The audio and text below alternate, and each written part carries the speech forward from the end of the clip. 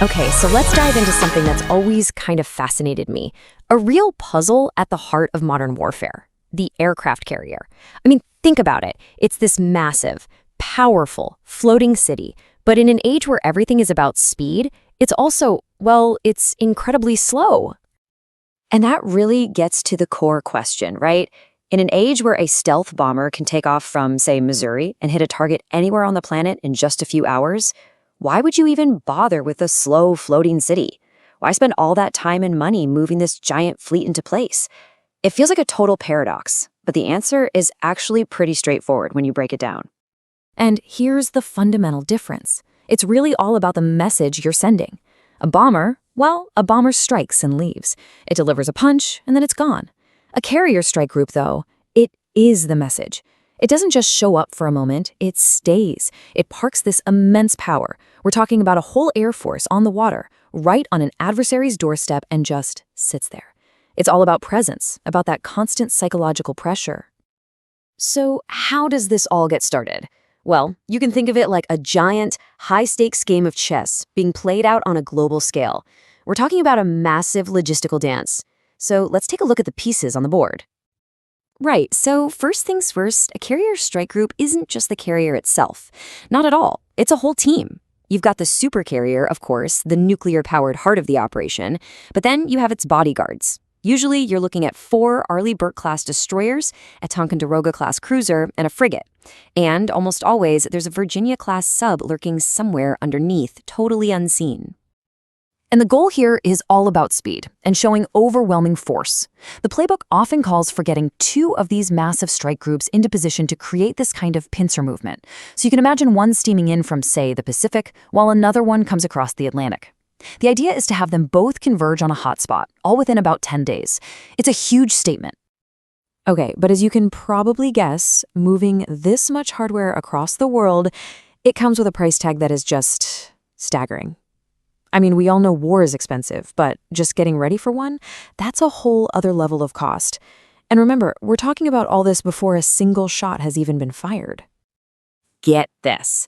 Just to keep one of these carrier strike groups running, we're talking fuel, food for thousands of sailors, parts, you name it, costs at least $6.5 million. That's not per week, not per month, that's per day. Every single day. And then you get to the ammunition. This is where the numbers just get, honestly, kind of crazy.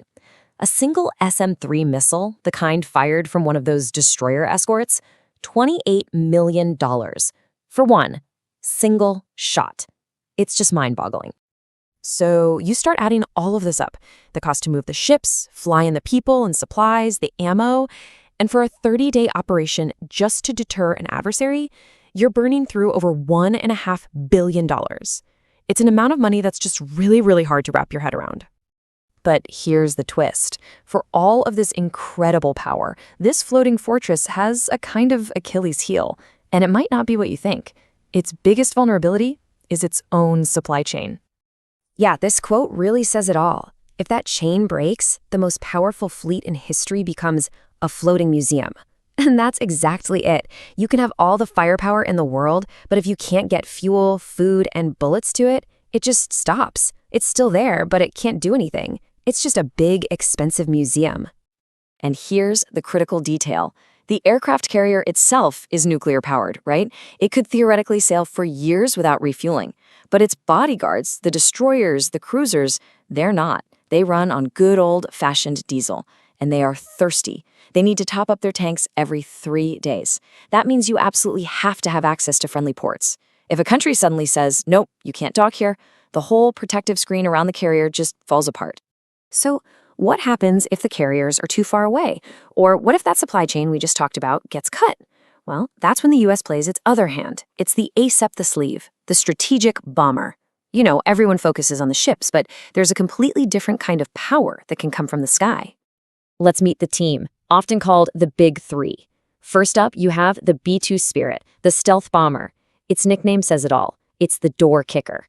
Then you have the B-1B Lancer, aka the Bone. This thing is all about speed and power, delivering a massive payload at supersonic speeds. And rounding out the trio is the legendary B-52 Stratofortress, which today is basically a giant long-range truck for cruise missiles. And they don't just act alone. It's a beautifully coordinated dance. Here's how it works. Step 1, the B-2 goes in first, completely invisible to radar, and surgically takes out the enemy's best air defenses. It kicks the door in. Step 2, with the biggest threats down, the B-1 Lancer screams in low and fast to mop up any leftover anti-air threats. And then Step 3, with the skies now clear, the B-52 can cruise in from a safe distance and just unload, taking out major infrastructure with a whole lot of firepower. But here's the catch. There's a reason they have to be so careful and precise with this plan. How many of those B-2 stealth bombers, the door kickers, do you think exist? The answer is 19.